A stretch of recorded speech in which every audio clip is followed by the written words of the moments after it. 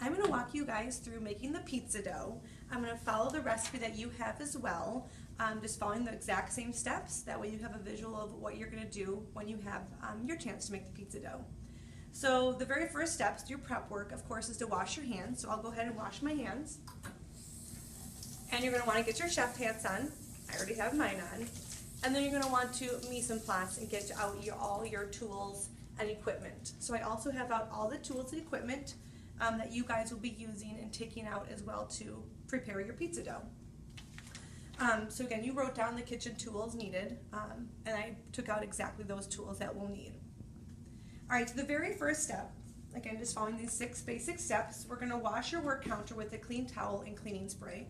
That'll be really important because you'll be kneading your pizza dough here, so you want to make sure it's nice and clean. So you guys have these, or we'll have out these cleaning sprays. So go ahead and spray down your surface, and I'll get my towel wet. And we can also use dry towels too. But wipe down your counter nice and clean, sanitize it. Again, when you have your pizza dough, it'll be clean that way. So I'll dry it down as well. All right, and help yourself to as many towels as your group needs. So that was step 1, it's really easy. All right, step 2, we're actually gonna start the pizza dough. All right, you're gonna put yeast and warm water in a medium bowl. We're gonna stir that until it's combined. It's gonna bloom, which means it's gonna have small little foam on the top. And that will take about a minute. So let's do that first. So I'm gonna actually use this red bowl. It's a medium to larger bowl, but it will work great. So yeast, come in a jar like this. So I'll measure that first. We need 2 1/4 teaspoon. So here's a 1 teaspoon, and I need 1/4 of a teaspoon. So 2 of those. Make sure it's as level as you can make it.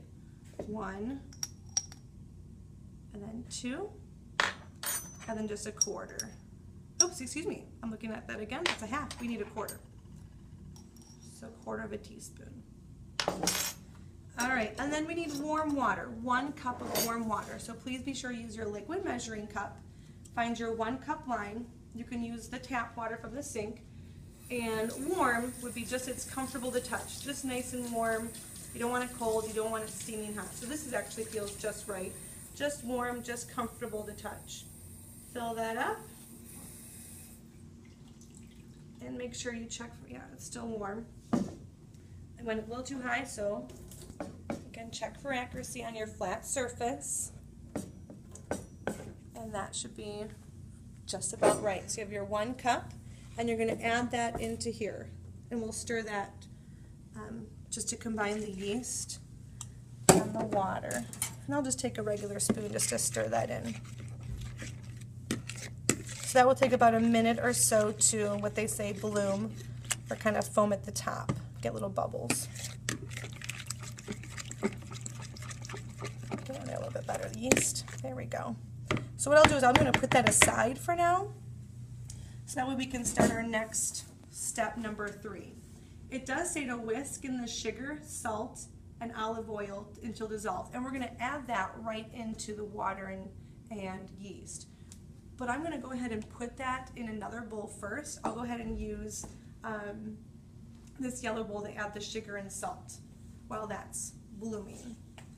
So salt is in a container like this, and of course your sugar.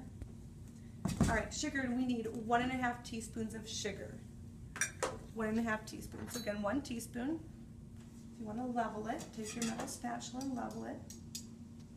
So 1 teaspoon and a ½ teaspoon of sugar. Get that out of the way. And then 1 teaspoon of salt, just 1 teaspoon of salt.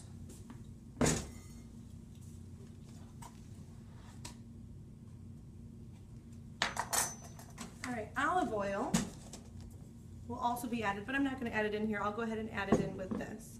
So back to our yeast that we started growing with our water. We're going to add our salt and sugar in here with our olive oil, and we're going to whisk that together. So we'll need a whisk for that. So it's getting there. We could probably wait a little bit longer, but I'm going to go ahead and add the salt and sugar. So salt and sugar goes in, and then we're going to add our 2 tablespoons of olive oil. when you measure the olive oil, I would measure next to the bowl, just so it doesn't spill over into the water and yeast. So that's 1, and then this will be 2. And I can clean that mess up. All right, a part of keeping that counter clean. Just wipe that down. All right, let's whisk that together. So again, this is water, yeast, salt, sugar, and your olive oil. So get that mixed in there well. All right, that should be plenty of mixing and whisking. All right, so step 5. We're gonna, step 4. We're gonna mix and stir in the flour. We're using a wooden spoon. So first we're gonna measure out that flour, get it in here, and mix that in with the wooden spoon. So back to the recipe ingredients, we need 2½ cups of bread flour, and then we'll have a little extra for our kneading. All right, so bring it over the bread flour. 2½ cups. So we have 1 cup. I'll level that off. Whoop, there we go. That's 1. And then we'll do an extra.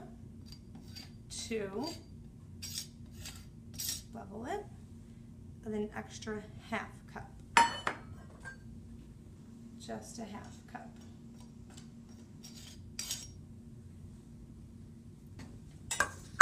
All right, so it said to, again, mix that in with a wooden spoon. Go ahead and mix that together. And we'll try to combine it the best we can. We'll, of course, we'll do the rest of the mixing when we knead it on the counter and surface.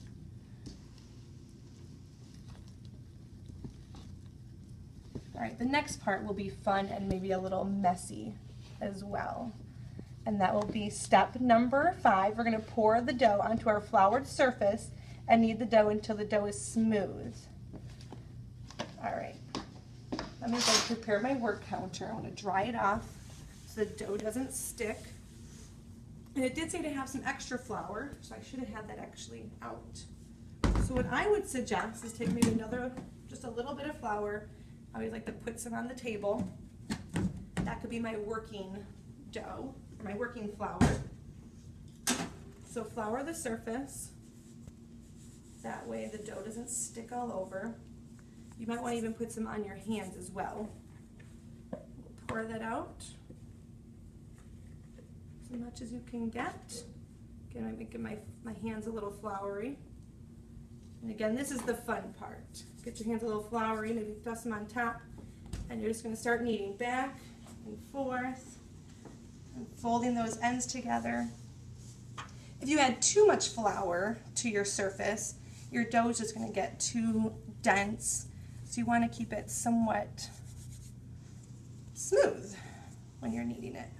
So you can just kind of fold it over, and once it's smooth and it fits well together as a ball, you are pretty much set. If it's not too sticky, it is good to go. So what we want to do with this pizza dough, when I read step 6, we're going to place the dough in a lightly covered bowl, and we're going to cover it and let that dough rise for about an hour. So maybe it's still a little too sticky, just a little bit more.